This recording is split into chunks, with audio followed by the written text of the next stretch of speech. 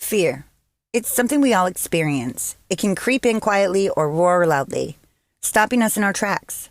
But what if I told you that fear doesn't have to hold you back?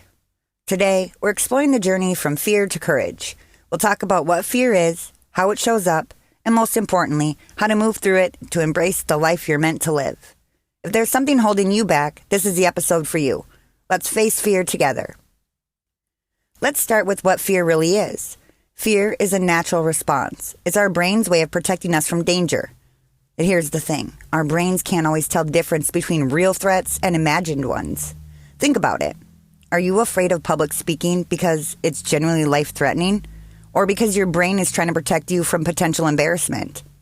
That fear, while valid, might be keeping you from sharing your story or stepping into new opportunities. Fear often shows up in 3 ways. 1. Avoidance. We avoid situations or people that trigger our fear. 2. Procrastination. We put off taking action because we're afraid of failure or rejection. And 3. Perfectionism. We try to control everything, hoping to avoid making mistakes. Recognizing how fear manifests in your life is the first step toward courage. One of the most powerful tools for overcoming fear is naming it. Take a moment to think about what's holding you back right now. Is it fear of failure? Fear of being judged? Fear of the unknown? When you name your fear, you take away some of the power. It's no longer this vague, looming shadow. It's something you can address directly. For example, instead of saying, "I'm afraid of starting my business," you can say, "I'm afraid of failing if I start my business."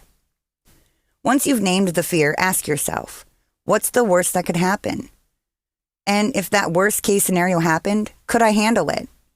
Often the answer is yes. You're more resilient than you realize.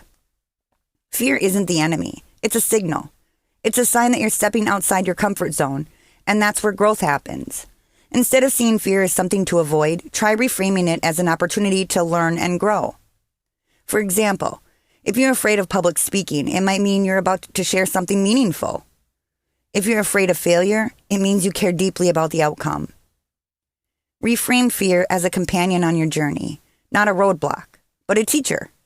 Ask yourself, what can I learn from this fear? What's it trying to show me? Courage isn't the absence of fear. It's taking action despite it. The key to moving from fear to courage is starting small. Here's a quick exercise. 1. Pick one fear. Choose one thing you've been avoiding.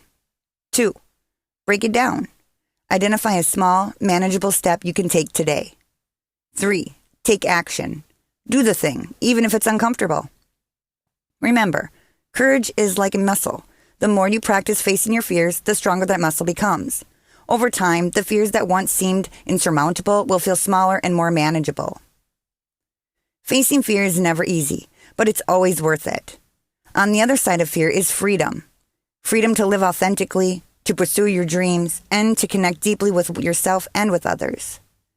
So what's one fear you can face this week?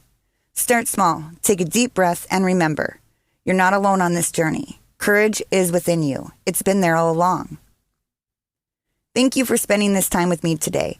If this episode resonated with you, I'd love to hear your thoughts or experiences. Until next time, take care and keep moving forward, one courageous step at a time.